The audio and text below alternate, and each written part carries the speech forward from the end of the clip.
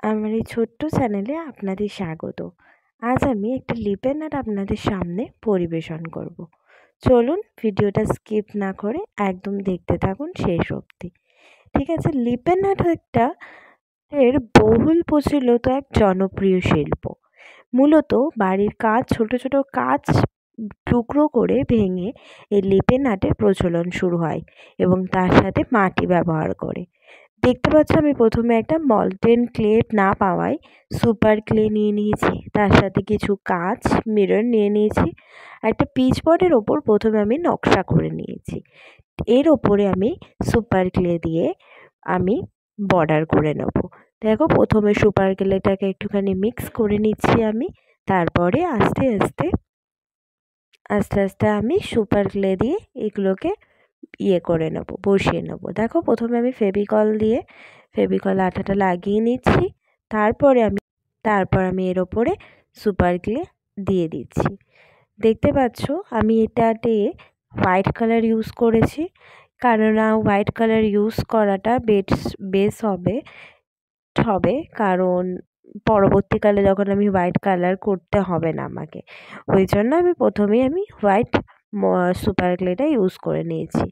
দেখতে পাচ্ছ আমি প্রথমে চারপাশে করার পর আমি একটুখানি এগুলোকে শেপ দেওয়ার জন্য আমি যে টুলসগুলো দিয়েছিল ক্লের সাথে সেগুলো দিয়ে আমি একটুখানি ডিজাইন করে নিয়েছি।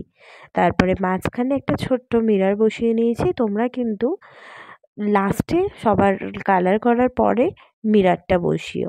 আমি করতে গিয়ে প্রবলেম ফেস করেছি, তাই বলছি লাস্টে তোমরা গিয়ে মিররটা লাগাবে। দেখতে পাচ্ছ আমাদের বেসটা তৈরি হয়ে গেছে। এরপর আমরা একটা পার্পেল কালার তৈরি করে নিয়েছি। তোমরা পার্পেল কালার অনেক দোকানে ফেব্রিক কেনার দরকার নেই, তোমাদের কাছে যদি রেড ফেব্রিক আর ব্লু ফেব্রিক থাকে সেই দুটোর মিশ্রণ করে তার সাথে হোয়াইট ফেব্রিক দিলেই সেটা পার্পেল কালার হয়ে যায়।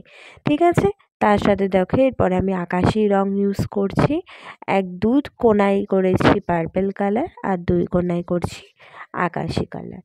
ঠিক আছে, ধীরে ধীরে করতে থাকো এবং শেষ অবধি ভিডিওটা অবশ্যই দেখতে থাকো। ভালো লাগলে অবশ্যই কিন্তু তোমরা একটু কমেন্ট এবং শেয়ার করে দিও।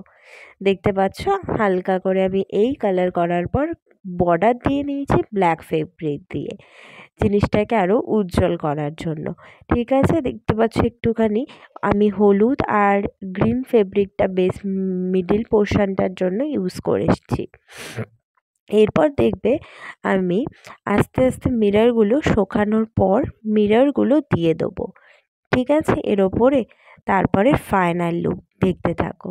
কত সুন্দর লাগছে, ঘর সাজানোর জন্য খুবই ভালো।